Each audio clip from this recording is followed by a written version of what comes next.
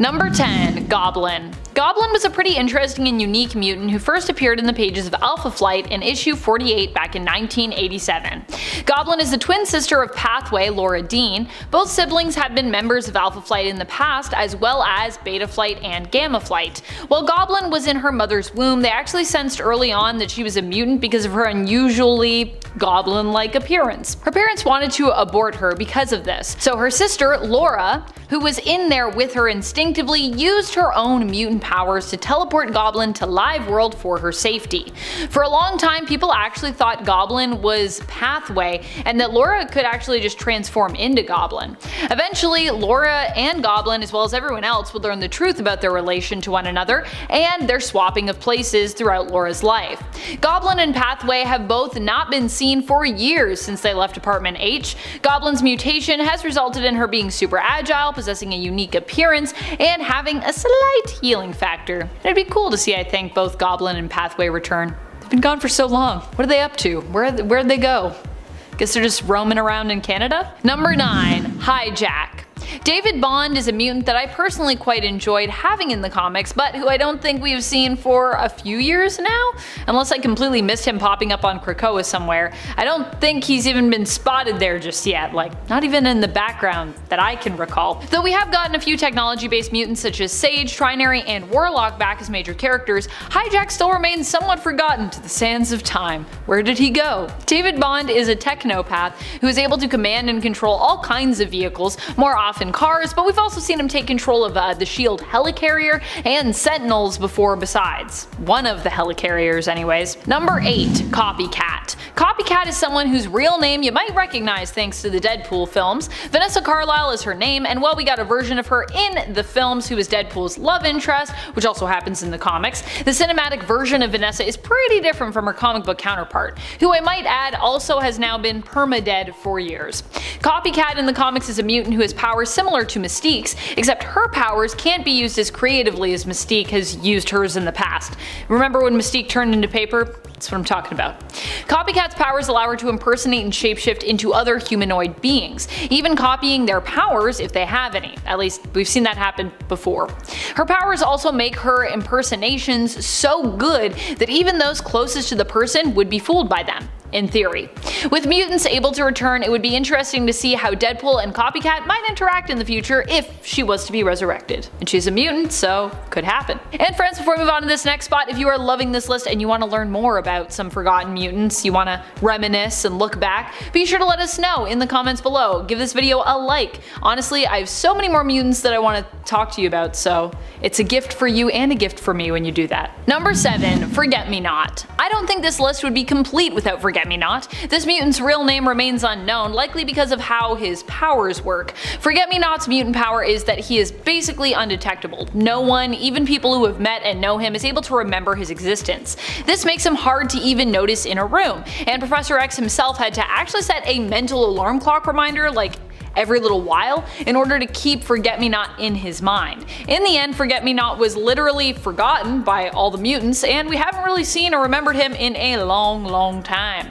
He was spotted, however, momentarily in issue 9 of X Factor, for those that were really keeping an eye out for him, but that was only in the corner and background of one single panel as far as I know. So I don't know if we can classify that as any major return for this character, who still seems to have gone unspotted by some and definitely seems to remain forgotten. Sadly. Number 6. Gentle. Gentle is a mutant from the nation of Wakanda. He made his first appearance in the 2004 series New X-Men in issue 23.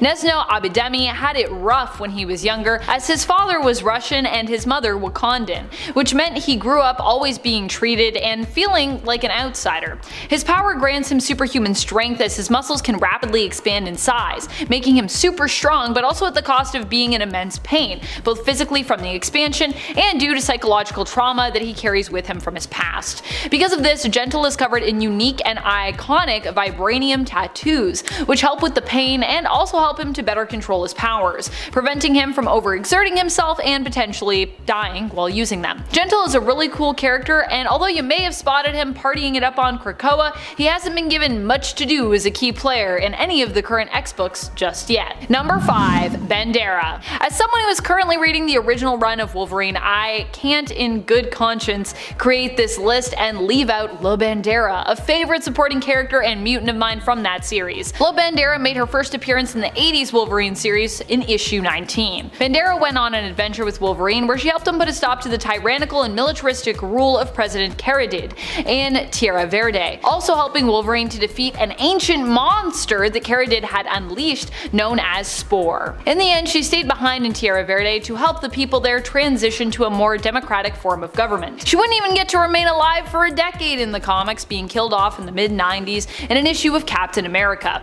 The island of Krakoa and the planet Mars are now where mutants call home, and resurrection protocols are in place to bring all fallen and lost mutants back, but we still haven't spotted Bendera yet for some reason. Where's she at, the Five? Bring her back! I'm looking at you, all 5 of you mutants that are resurrecting everyone. Get to it. Chop chop. Number 4. Mimic. Mimic started off as an iconic mutant villain when he first appeared in X-Men issue 19. He has resurfaced in the comics on more than one occasion and was mentioned, but we haven't seen what he's been up to lately on the mutant island nation Krakoa. All that we know is he's probably there doing something? Mimic's powers allow him to copy the powers and skill set and level of those within a certain vicinity to him. He was like the original Rogue or Hope Summers when it came to his mimicry abilities. Over time, some of the abilities he's taken, those of the original X-Men, set at their power levels that they were at originally, became permanent for him, and he no longer needed them nearby to use said powers. So he has those ones permanently. But it should be noted that they're capped at original level. Number 3. Caliban. Caliban made a brief appearance in the 2019 X-Force series in issue number 1, but only so that he could basically get shot in the chest. Yeah. Otherwise, although Caliban has been one of the main Morlocks that we've come to know in the comics over the years, he hasn't really made a lasting impression in any of the current X books, more acting as a victim in the brutal Krakoan massacre that rounded out the end of that first issue. Caliban has never really been depicted as a super powerful mutant, but he is an important character in terms of the story and the history of the X-Men. His mutant powers allow him to sense and detect other mutants, and other than that, his powers are conditional, really only kicking in when his life is threatened, granting him super strength and the ability to absorb and multiply the fear of others. Number 2. Leila Miller. Leila Miller is the wife of Jamie Madrox, Multiple Man, who we've seen quite a bit throughout Krakoa and the X-Books, as Jamie's dupes generally are used to undertake various massive work efforts on the island, and off the island. Whether he's aiding in Krakoan medicine and drug production, or helping to sew and create everyone's Hellfire Gala outfits at the behest of Jumbo Carnation. But while Jamie has been everywhere, Leila has been almost nowhere in sight. We do get a brief glimpse of her more recently through a computer screen and then throughout a couple in-person panels in X-Corp issue number 3, where we learn that Jamie's and Leila's son, Davey, is about ready to take his first steps. Yay! Leila wants Jamie to leave the lab to come home and witness those steps, but Jamie responds that the launch he's supervising is too important and he can't leave. Leila frustratedly hangs up on him, and Jamie later sends a dupe in his place, planning to later absorb the dupe and therefore acquire the memories of being there with his son. But other than these few moments, Leila has been MIA. I know she's busy with Davey, but it would be really cool to see her in action, as she's a really cool mutant and a really cool character. So bring Leila back, please. Number 1. Destiny. Destiny is probably one of the most anticipated mutants to return. She has not been forgotten by her wife and lover Mystique or by readers, but pretty much everyone else on Krakoa seems to be interested in forgetting about her. But still, using her journals to likely try and figure out the future to come based on her prophecies. At least I assume that's what Moira McTaggart is doing with those journals. I especially want Destiny to come back because I just want to see her and Mystique reunited, and because I kind of want Mystique to sow chaos and destruction and just generally raise hell in order to get Destiny returned. And then I want to see that payoff, like I want to see it actually come to fruition. Just sounds like a cool story. We'll likely be getting something to that effect in Inferno, but only time will tell if Destiny will return or not, before, during, or afterwards. She might not return at all, because Alan Pryor's also coming back, so Inferno could be about that too! Number 10. Blackheath. Blackheath is Samuel Smithers. Yep, in the reality of 1610, Plant-Man is instead a mutant. His powers are similar to that of Poison Ivy, allowing him to control plant life. Blackheath was one of the mutants who was kept in William Stryker's camps. While there, he ended up meeting and befriending Storm, and would be one of the few mutants left when Utopia came about. Number 9. Mach 2. Mach 2 is Nomi Bloom. She is kind of like the second coming of Magneto, but not as much of a villain. Or at least, she comes around in the end. And not inherently as powerful as Magneto was. She can basically affect and control magnetic fields. Later on, she would see a power boost, which would enable her to have more control over objects containing metal. Mach 2 is also known for being a rival to Kitty in terms of her leadership over the surviving mutants of Utopia. People are going to be like, what is Utopia? And I'm going to be like, don't worry. We're getting to that much later, but it's coming. Slowly you'll get little bits of information. Number 8, Zorn. In the reality of Earth 1610, Zorn is actually Zorn, but is not the only version of Zorn. Wow, that sounded confusing. What I mean to say is that Zorn is his own person, Kuan Yin, but has a sibling who's also named Zorn, but with a Z. They were each given their powers as part of the Southeast Asian Republic's Super Soldier program. Zorn with an X is the one who you typically see clad in the color white. He is an amazingly powerful telepath and telekinetic. While both characters may have been introduced later and have been somewhat short-lived, they are both presented as being pretty powerful during their time in the comics. And friends, before we move on to this next spot, if you are loving this list, be sure to let us know by giving this video a thumbs up. Number 7, Zorn. This is the sibling I was telling you about. Zorn with a Z or a Z is Shen Yin, the brother of Zorn with an X. His powers are much darker in nature. It's actually believed in the comics that Zorn and Zorn were sort of destined to bring a sense of balance to the world and mutant kind, symbolically sort of representing yin and yang, black and white.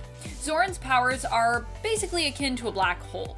He emits a black hole energy and can use his powers to manipulate gravity.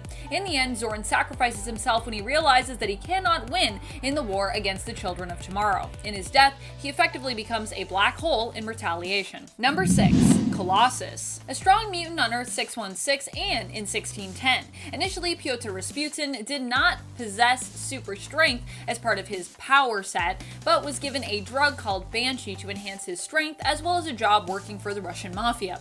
Eventually, he ended up joining the X-Men, though he would leave the team on a few separate occasions. He'd managed to hold off Scarlet Witch, save a submarine that not even the Ultimates were capable of saving, and defeat Proteus, David Xavier, Xavier's son, who threatened the entire world with violence, traveling around and targeting international landmarks the world over. Differences between Colossus of Earth 1610 and that of Earth 616 is that here he isn't inherently strong, as I said before, in his steel form, but needs Banshee to give him that boost. And he's also gay. He even for a time dates fellow mutant Northstar. Number 5, Jimmy Hudson. Jimmy Hudson is the son of Wolverine. He also inherited his claws, superior senses, and regenerative healing factor. Like his dad, it's believed that his powers may actually be based in survival as opposed to just healing, with James being seen as adapting to survive injury or harsh environments as needed. Unlike Wolverine, Jimmy can choose to coat his claws in metal, as this is actually part of his power set, and it's believed that only his claws end up being coated, not the rest of his skeleton. Jimmy was a crucial member of the mutant resistance, which fought against Sentinel and militia attacks that threatened to wipe out the mutants. In the end, the mutants were victorious and were given a choice of going to live on their own piece of land in Utah or taking a cure for their mutation.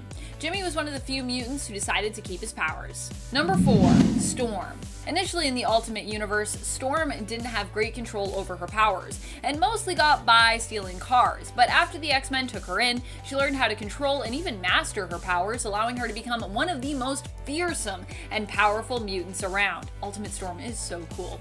Storm is so fast, she has been shown to be able to catch people who are falling in midair, dodge bullets, and even keep pace with a plane. Impressive considering planes on average travel at speeds over 540 miles per hour or over 870 kilometers per hour. That's fast. She's also likely not someone you'd want to tangle with, as even when she takes hits in battles, she tends to keep fighting or instinctively strike back.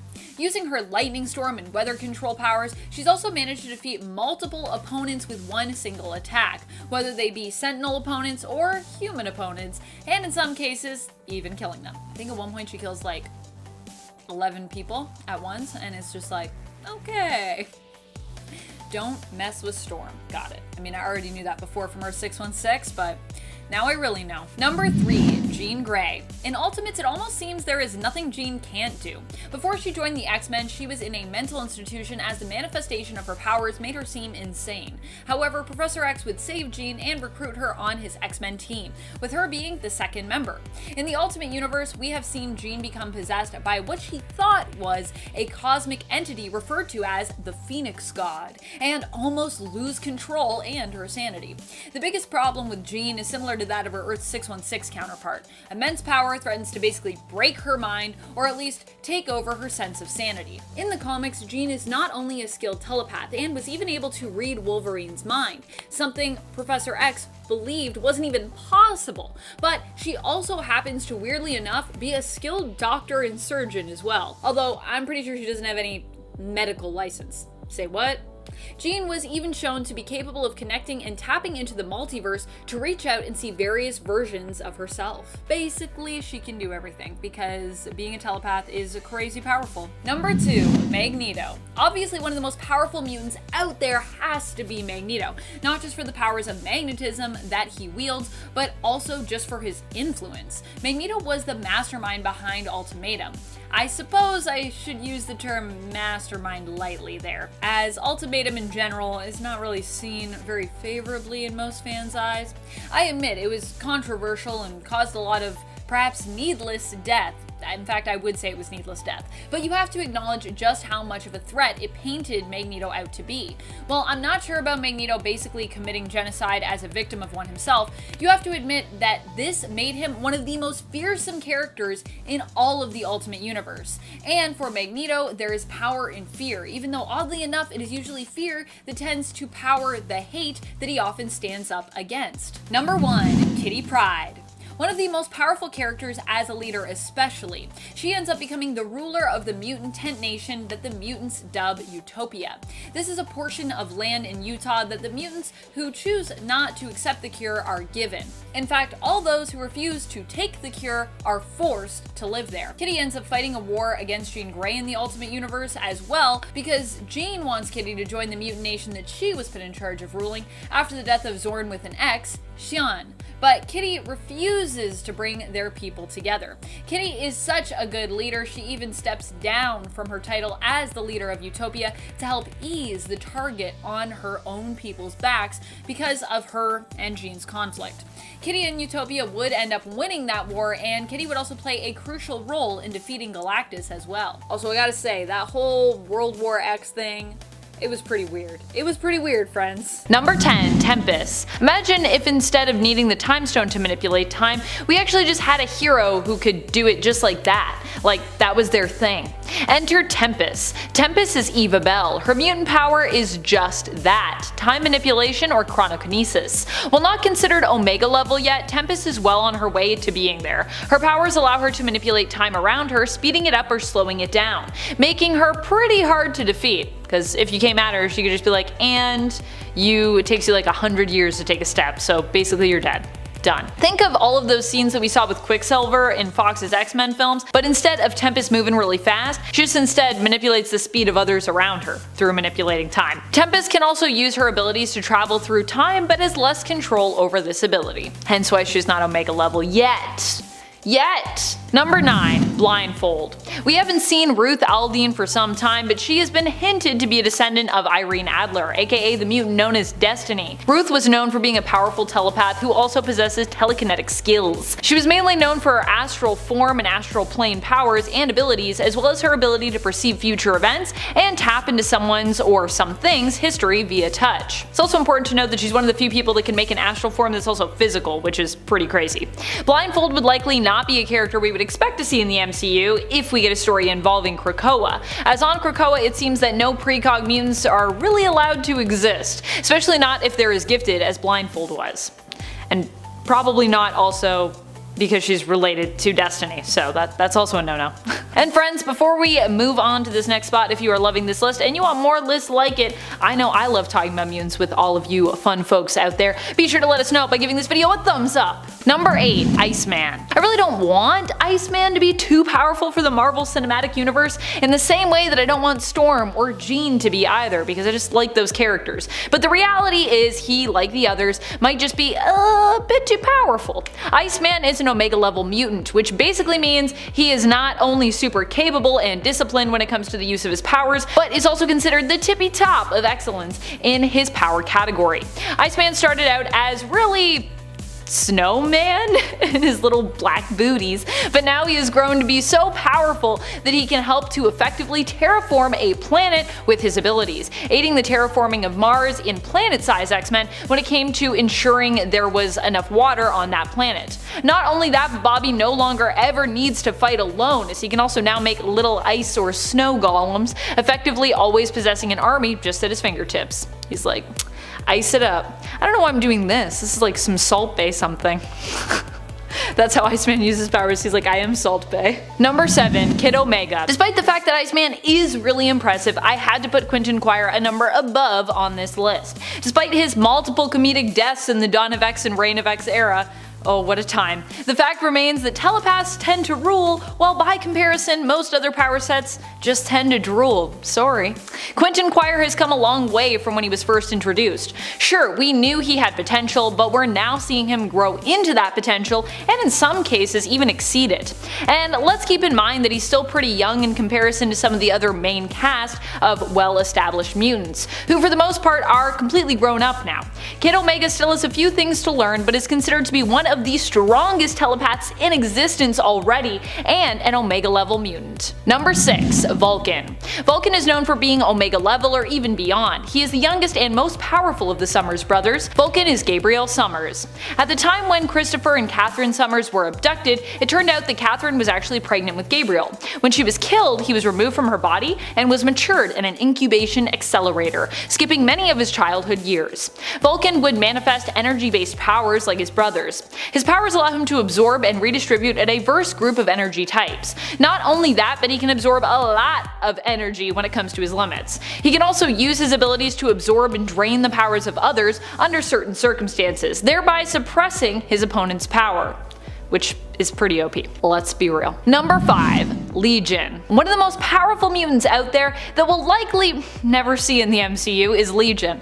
Legion is the son of Charles Xavier, aka Professor X, and Gabrielle Haller. The two supposedly fell in love during Charles's time in Israel, and David Haller, aka Legion, was born as a result of their love affair. However, it was more recently suggested that this story was not entirely based in love and romance, but that Charles had sought out Gabrielle as an ideal mate when it came to the chances of creating a mutant who could warp reality. It should also be noted that of all of Moira's lives that she has lived, the current continuity of 616 is her only life where Legion has existed. Legion has a dissociative identity disorder, which also lends to his mutant abilities. For each separate persona that resides within him, each has their own unique set of powers. He is an Omega level mutant capable of pretty much almost anything, and has claimed that within him reside at least 200 Omega level split personalities. That's a lot of Omega level. Sounds like it would be a lot for Marvel to tackle. Also, that hairdo. That would be a lot, just in and of itself. I love Legion's hairdo. I love that he still has it. Number 4, Storm. As I said earlier, I really don't want an MCU mutant superhero squad without Storm, now Queen of Arakko, formerly known as the planet Mars, but the reality is, if we're going to have mutants like her and Iceman, or really any of the other Omega levels on this list, we're gonna need to do something about their power levels. We might have to meet a much younger Aurora, who was less in control of her powers, or otherwise just tone down some of her capabilities, as Storm is now pretty OP. And it's very deserved, truth be told. The thing I really love about Storm actually is, sure, I mean, she can manipulate the weather on a scale that could threaten the whole globe with a massive storm, but she also doesn't need her mutant powers to be intimidating or be powerful. She's also a master combatant, having been trained by some of the best warriors in all of Wakanda, on top of her already established abilities.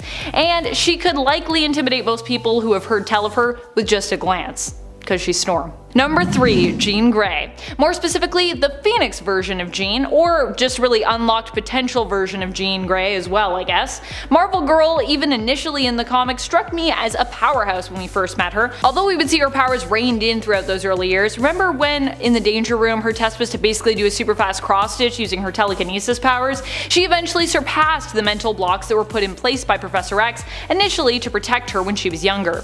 Jean Grey is considered to be one of the most powerful psionics in existence. She can defeat you with just a mere thought. So to have her in the MCU, like Storm, we need to tone her down or have her show up with mental blocks firmly in place in order just to have her there. Number 2. X-Man. X-Man is Nate Grey, the genetic offspring of Jean Grey and Scott Summers, aka Cyclops. He was made in a lab of Sinisters but hails from an alternate reality. Nate is the genetic child of Marvel Girl and Cyclops in the Age of Apocalypse reality of Earth 295. However, that wouldn't stop him from venturing into the reality of Earth 616 from time to time. He was created by Sinister while Essex was a servant of High Lord Apocalypse, who ruled for a long time in the AOA reality. Nate was created to be the perfect mutant and is considered to be Omega level or even beyond, being considered the most powerful psionic in any reality. His list of abilities is vast, but basically he is a psionic, mutant, and extremely powerful telepath and telekinetic who is capable of warping reality. He's also considered a potential or suitable host for the Phoenix Force as well. Just a little bonus for you. Number 1. Onslaught. It was a toss-up, by the way, for the top spot on this list for me between Nate Grey and Onslaught, but ultimately I think in a fight Onslaught would win because he's bigger, and big guys usually stand a pretty good chance of winning in the comics, even if they are villains. I know that sounds like a simple reason as to why he'd win, but I stand by it. Onslaught is like a massive dude. A massive physical astral form, you know what I mean? Onslaught might have made a return in the Way of X series and following one-shot Onslaught Revelation, but I don't think we'll be ready for him in the Marvel Cinematic Universe anytime soon. Onslaught is an insanely powerful mutant who initially represented the dark side of Charles Xavier combined with Magneto. Onslaught was unleashed when Charles snapped and defeated Magneto more permanently by wiping his mind clean. In reality, however, Charles was not able to completely get rid of Magneto because that's not how that works, and instead Magneto's mind was simply removed from his body and kind of absorbed into Xavier, awakening Charles' own dark side and bonding with him to create Onslaught. And now Onslaught lives in everyone. Yay!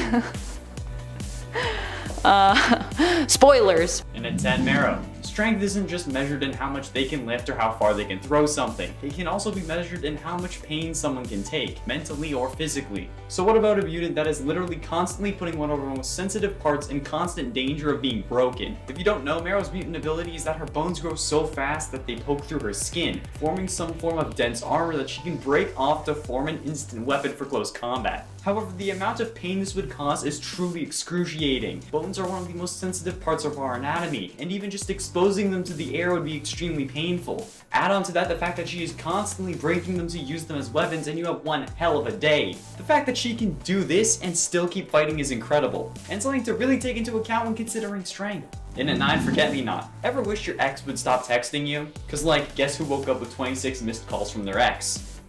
My ex. So obviously I wish I could be forgotten, to discourage me from talking to them. Well, Forget-Me-Not's power is actually why you don't know who he is. He can't be remembered, recorded, photographed, or anything. If you aren't looking at him in that moment, you've completely forgotten that he exists. His power is so potent, I guess is the word, that even Professor X had to set an alarm for every hour on the hour to remind him that Forget-Me-Not exists. This power, while making life terribly lonely, unless you want to live like a 51st States kind of life, would be extremely useful for fighting crime, making power plays in the world government, and even making a lot of crime easy as hell. Imagine if you could just walk into a bank, get the teller to let you into the safe, and then everyone forgets once you're in there. Goals! I mean, what? Stacy, come back, please.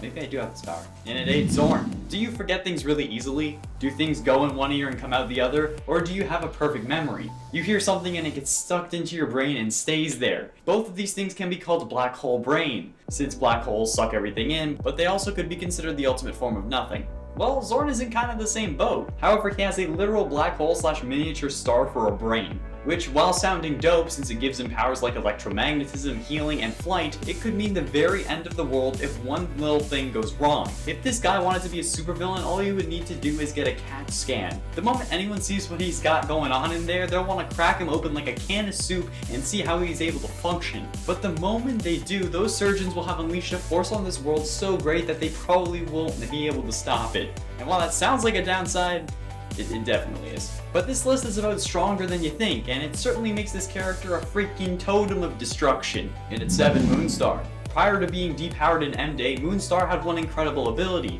to be able to manifest physical embodiments and visions of people's worst fears and greatest desires. While in combat, she would translate that into her archery. And if you think about the ways she can use these powers, it's incomprehensible to a human mind. She could be a horror film practical effects artist, charge people to experience their greatest desires, or even just use these manifestations to screw with people until they stay home permanently in fear of leaving their house, because while losing a normal spider is terrifying, losing a giant spider on the outside of your building is enough to keep me home for the rest of my life. Would be in the intelligence department, obviously not where I reside. However, the best use for her powers along with the X-Men would be the intelligence department. If they need information from someone, even a criminal, she could let them experience their greatest desires in exchange for information. Or she could torment them for as long as it takes with their greatest fear and then get the information that way. She could also use it to run the world if she ever really wanted to. Hey, if someone was able to let me experience a date with Emma Watson, I would sure as hell vote for them.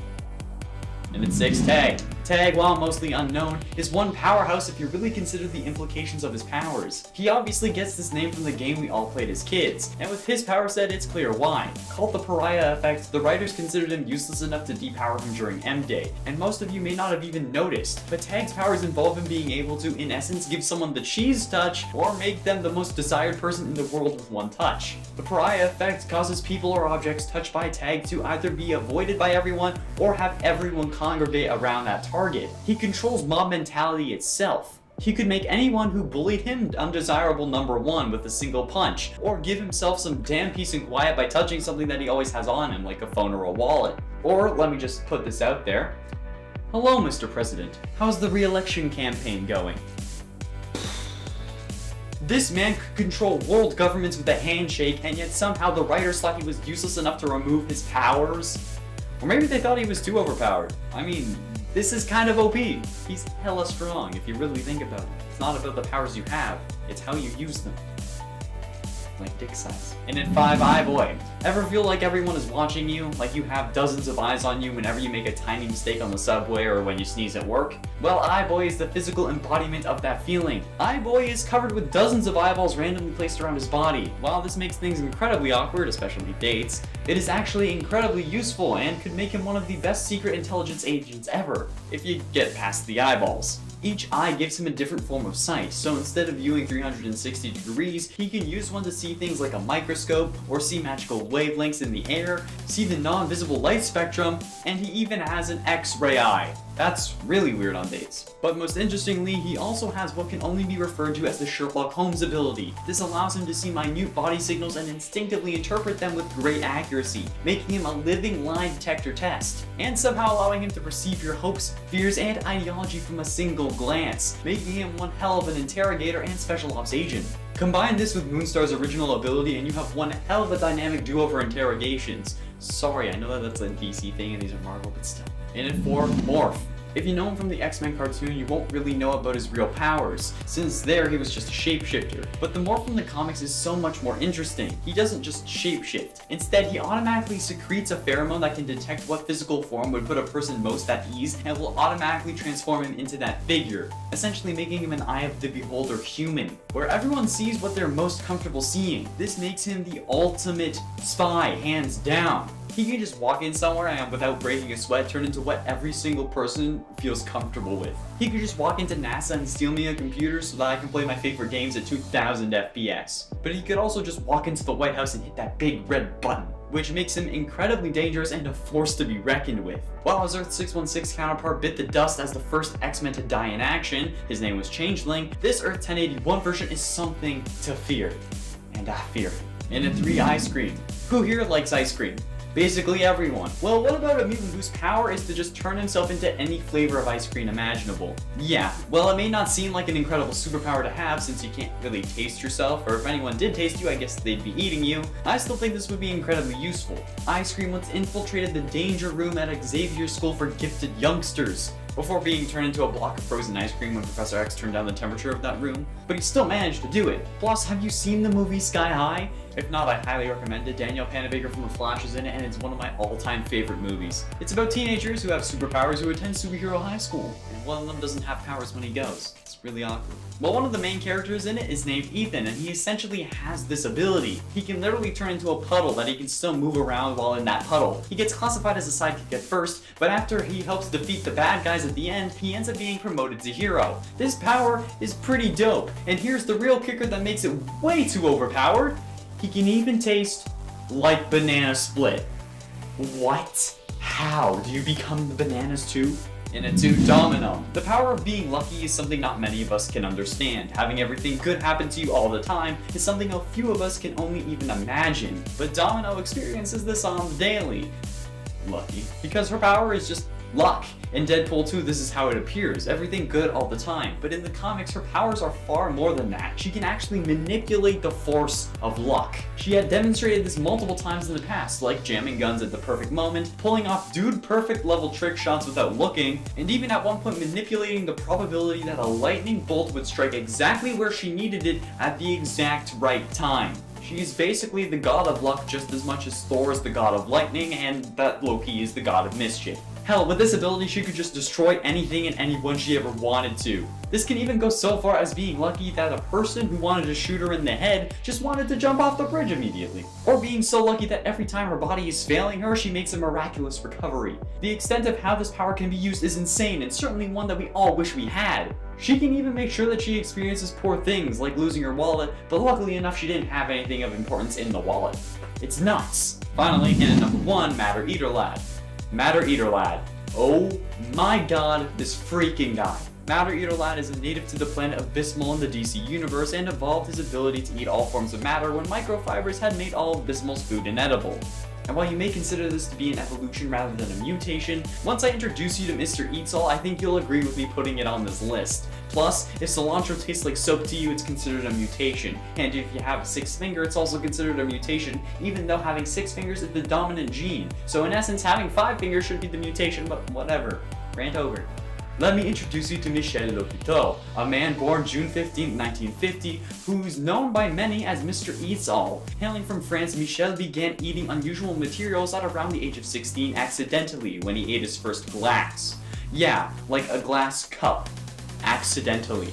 Ever since then, he has broken records. This guy ate a 1.5 ton plane over 10 years. He also will shop for groceries in the DIY area and even bring screws, bolts, and light bulbs to restaurants with him in order to get more variety in his meal. Some places actually comply with him when he asks for them to add this to his meal as replacements, but those are places that know him.